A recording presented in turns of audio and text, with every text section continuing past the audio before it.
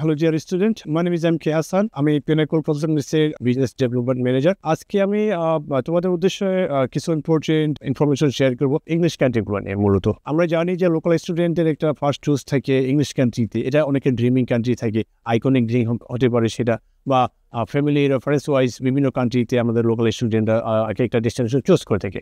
আমি আজকে একটা ভিন্ন ডেস্টিনেশনের কথা বলবো, সেটা হচ্ছে অস্ট্রেলিয়া। কেন এতগুলো ইংলিশ কান্ট্রির মধ্যে আমাদের দেশের লোকাল স্টুডেন্টরা অস্ট্রেলিয়াটাকে কেন বেছে নেবে? ফার্স্ট টাইম যে কান্ট্রিগুলোতে আমরা ফোকাস দিই, এটা হয়তো বিভিন্ন রেফারেন্স ওয়াইজ ও একটা ড্রিমিং কান্ট্রি হিসেবে ফোকাস দিয়ে থাকি। But at the end of the day আমরা যে ডেস্টিনেশনটা নিয়ে ওয়ার্ক থ্রু করছি, সেই কান্ট্রিগুলোতে যদি ভিসা অ্যাটেন্ড করা না যায়, সেই ক্ষেত্রে এন্ড অফ দ্য ডে আমাদের time, money, effort, everything just on the floor.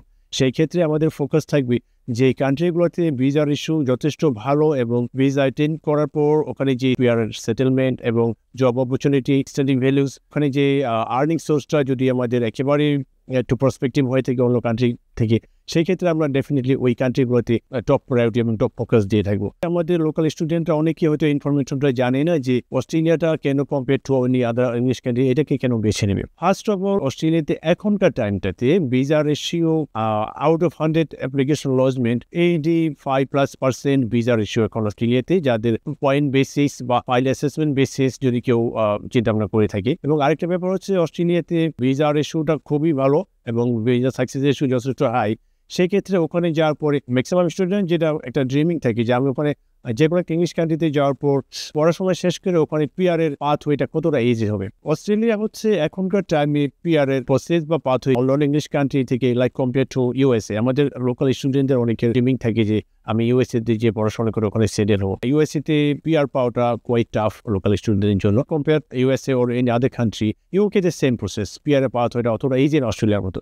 অস্ট্রেলিয়াতে একটা বাংলাদেশের লোকাল স্টুডেন্ট পড়াশোনা শেষ করার পর, গ্রাজুয়েশন শেষ করার পর, সে আপ টু 3 ইয়ার্সের জন্য পিএসডব্লিউ পাবে, পোস্ট স্টাডি ওয়ার্ক পারমিট।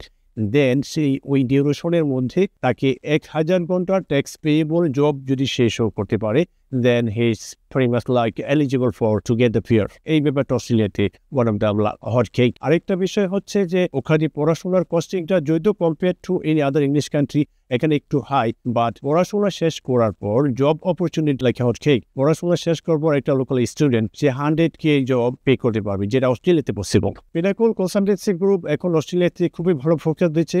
আমাদের কয়েকটা অফার চলছে। নর্মালি অনেকে হয়তো বিফোর ওর আফটার ভিসা বিভিন্ন সার্ভিস ফিস বা অনেক কিছু নিয়ে থাকে, but there is nothing charge for Pinnacle consultancy. আমাদের পিনাকল কনসালটেন্সি থেকে ফাইল অ্যাসেসমেন্ট এবং আপ টু ভিসা অ্যাটেন্ড করা পর্যন্ত আমরা পরে এবং আগে কোনোভাবেই চার্জ নিচ্ছি না অস্ট্রেলিয়ার জন্য।